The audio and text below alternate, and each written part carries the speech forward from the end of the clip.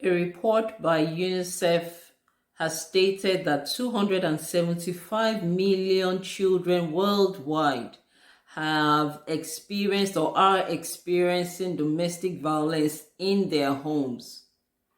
Now, the report also stated that that number is a conservative estimate, because there are some countries that do not have, good enough data to adequately show the number of domestic violence in their country. And I would just like to put this in context for you. So there are only 3 countries in the world that have the population more than 275 million. Hi there. If this is your first time joining or clicking on my video, my name is Love Alabi, and for the past couple of weeks, I have been putting up videos basically sharing my story with regards to domestic violence, and that I've titled Breaking the Loud Silence of Domestic Violence. Now, I would like to, and for the past couple of weeks as well, I have been discussing about reasons why women stay in domestic abusive relationships, reason why people stay in abusive relationships. And this reason that I'm about to discuss today is one that's very critical, and I believe is one of the most common, it is the most common reason why people stay in abusive relationship, and that is because of the children. So many people stay, especially women, stay in abusive and toxic environments because of the children.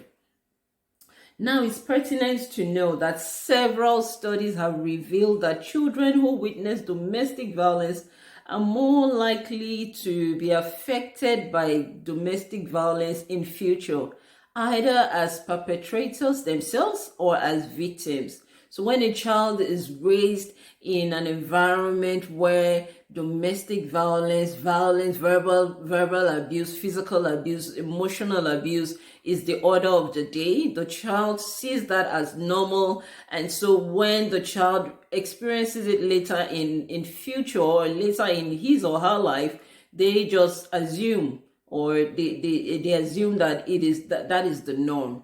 Now, I would like to state that while preparing for this video and just researching and studying about this topic, I realized that I have just concluded that the reason why people the reason why this notion became popular, so the notion of staying in the marriage because of the children, was actually because the divorce rates, all of a sudden became really high across the world, and it was realized that the reason why people divorced was some of the reasons why people divorced or left their marriages, separated and left their marriages, was because I just don't love my partner anymore. We don't have the emotional connection anymore. And it was realized also through that study that most of these couples who have these reasons for separation did not go for marital counseling or therapy in order to fix the emotional disconnect between them. And so it was from this research and from this study that people advised that it's better to stay for the children, especially when children are in that relationship. It's better that you put your personal, needs, not put them aside, but, find a way around them, find a way to fix it, find a way, make an attempt to go for therapy, go for counseling, and try to see, the reason, or how you could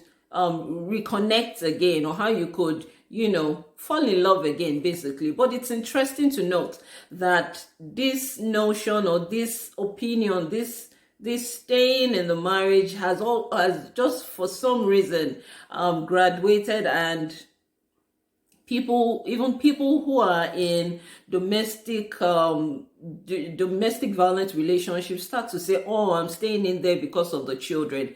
I also want to quickly note that all the previous research, that encouraged that people worked at their marriage, where they always, in all of the research, they always stated at some point in the research that the only exception where, divorce and separation was, the only exception to this was if the marriage, or if there was domestic violence in the marriage. So there were, in all of this research and study, it was set there, it was put there, online, offline, that I read about and that I, went through. It was stated there that the only exception why divorce may be advised is if there was domestic and if there was domestic violence, and if it was a toxic environment, because it was not going to do the kids and even the people involved, the couple or partners involved, any good. So I just want to dispel that myth, and I just hope that this points that I've touched on will help someone. The exception, irrespective of your ethnicity, of your religion, the exception for why at least separation. So I would definitely know, even for in a toxic environment, I won't just say, okay, every toxic environment you need to get separated or you need to get divorced. No. It is just very pertinent that you remove yourself, and most especially the children, because it is also important. I just have a couple of statistics to share, and several. You just consider this.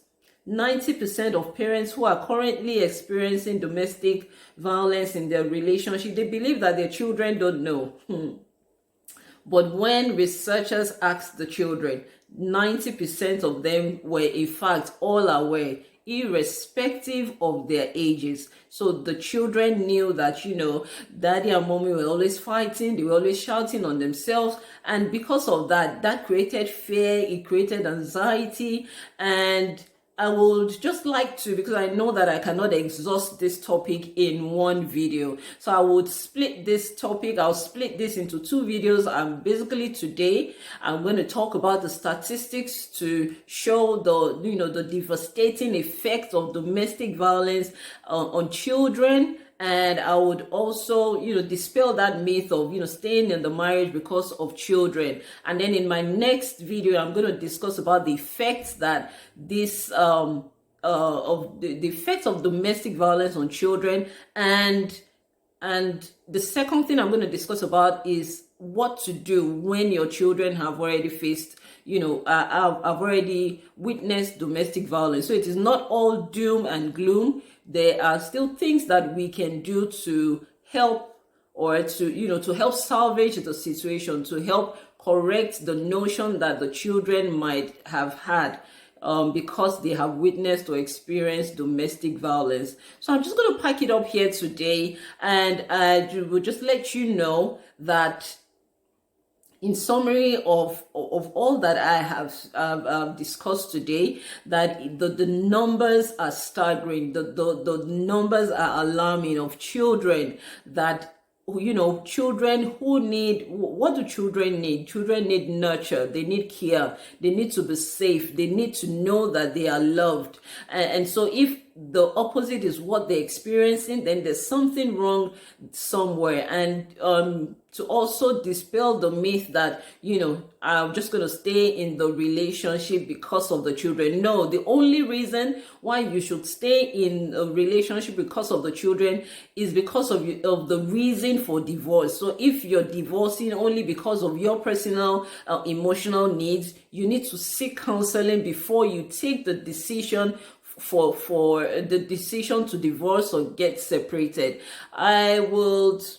There's lots to say, I must confess, but I want to take it in bit sizes so that we can really trash out this topic. I remember very well, just before I go, I remember from my own experience that I knew that something was critically wrong with the marriage the day that physical violence, occurred in my marriage. I knew from the bottom of my heart, because I wasn't raised in a domestic violence relationship. I wasn't raised in a verbally aggressive in a verbally aggressive environment. So when that happened in my marriage, when especially the physical violence happened in my marriage, I knew that I needed to do something. I needed to take responsibility for my life. I needed to take responsibility for my children. I didn't go through that while growing up, and I didn't want my children to go through that. And because of that, I removed myself. I knew I needed to take action.